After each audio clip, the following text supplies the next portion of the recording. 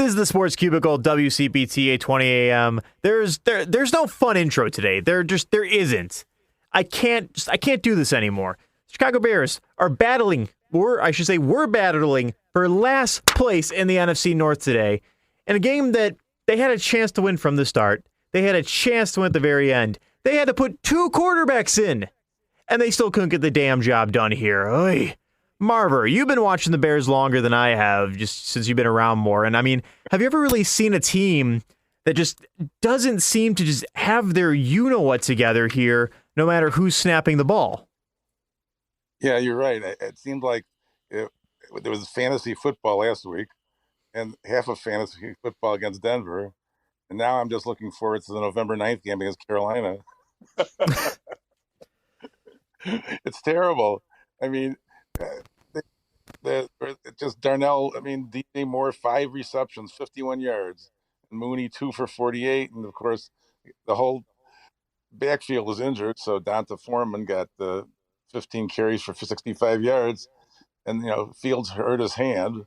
So he had to leave the game. And Bajan came in 10 of 14 for 83 yards. Not too bad. Fields had 6 of 10 for 58. So they did enough good things against an equally bad team to win the game, and they had their chances, but they came up short. 19-13 was the score, by the way. Vikings 19, Bears 13. Bears now 1-5. When was the last time they won a game at home, guys? I think Elon Musk didn't own Twitter at that point. But Mercado, for the longest time, you've been one of the biggest Justin Fields supporters here, and he went 6 for 10 with 58 passing yards, 46 rushing yards today. I'm just curious. This is going to be the debate now, probably going for the next few weeks, especially if Fields is hurt, of who should be the starter here. But right now, where do you feel about the Bears and Justin Fields? I think this is one of the more frustrating, disappointing games. And I think this comes out to a couple things if you're a Bears fan. Where are you on this coaching staff, and where are you on expectations for this entire season for Justin Fields? If you're looking for what you saw on a stat sheet and actually watching this game against the Minnesota Vikings, once again, what do we learn here? There's a lot of talent on this Bears team, but you had over 10 days to come up with a game plan on a struggling Minnesota Vikings team that doesn't have Justin Jefferson, that has trade rumors on its quarterback that is getting paid a lot of money, and this is the game plan that you come out with. These are the plays that you have schemed up for your team that's supposedly full of talented people. Now, I also want to make point of this. The Bajan's conversation was a lot of fun in the preseason. It was exciting when you're going into it thinking, wow, the Bears not only have their potential future quarterback, but a project that they could work on. You saw what happened when he went up against true NFL talent when it mattered the most. He didn't play bad. This isn't on Tyson Bagent. The point is, nothing on this Bears team works. It took the Bears on Thursday night to play one of the worst defenses in the NFC to put a competent offense out there. And let's also put in all the variants, all the variables, everything that was surrounding that situation last week against Washington. You had the collapse against Denver. You had everything at Hallis Hall talking about whether you were going to lose Matt Eberflus as a head coach, whether Luke Getsy had it to cut it in the NFL as a play caller on the offensive side. And they came out and coached for their jobs. These players played for their lives. It took maximum effort to win that game on Thursday night against Washington.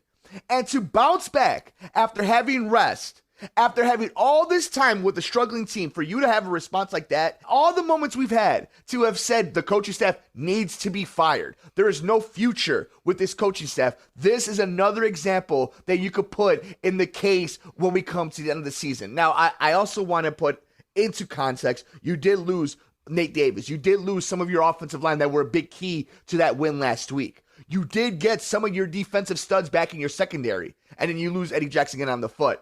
There is a lot to be frustrated about when it comes to this Bears team. And this is what happened when you stepped up in competition. Marvin and I talked about this last week. When you won that game on Thursday night, all of a sudden you were looking down the schedule, right? Well, you take care of Minnesota. You take care of Vegas. You take care of a team here and there. You're right back in it. And we saw once again, when reality hits over on the lakefront, this Bears team is not just not a good team. This is a bad Bears team, a badly coached team, and a badly scouted team. And we just saw it all on display against the Minnesota Vikings. I think, Mercado, you said a lot there, and you said it better here. My big thing about this game, this is probably the ugliest Bears game I've seen. This is probably the worst football game I've seen all season. And I saw the Bears get destroyed by the friggin' Chiefs just a few weeks back here. I'm blanking on the name of who was playing center because I know Arlo was out with injury. How many friggin' bad snaps were there this week? It was disgusting. Fields got sacked back to back in the game, and he felt the need to run on every third down, it seemed. It's just bad playmaking and bad coaching. That is just where this team is. It is completely it's just unorganized chaos is the best way to describe how this team is playing right now here. Devin, and then let's not even we're bearing the lead because there's so much to be frustrated about. And, we don't have to spend a bunch of time. Like Marver and I and you, we love to talk about stats. And I think what's more important about this game is now looking forward, looking into the future of the Chicago Bears team. This Bears team is bad right now. It doesn't run an offense well. It doesn't play defense well. Even when it's making plays, they can't utilize and capitalize on any type of momentum that they have. And on October 22nd, when you're playing against the Raiders, are you going to have Justin Fields? And if you don't, how much worse can you look?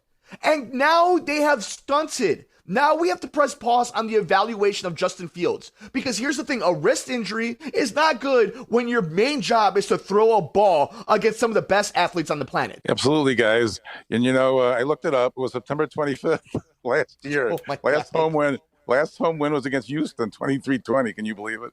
It's you're right about look.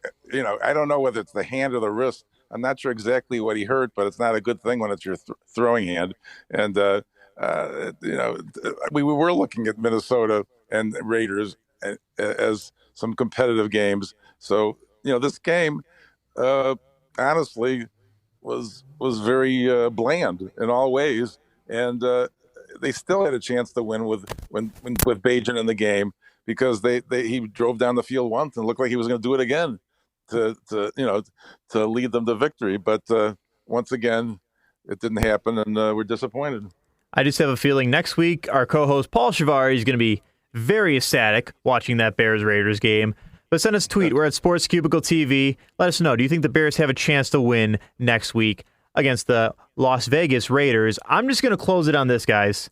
I cannot wait for the Bears to f*** up Caleb Williams. For the marvelous one, Dan Marver, the palatious one, Paul Chivari, the one who still doesn't have a nickname, Mike Mercado, I'm Devin Tingle. I'm going to the bar. I need a drink right now, guys. Oy.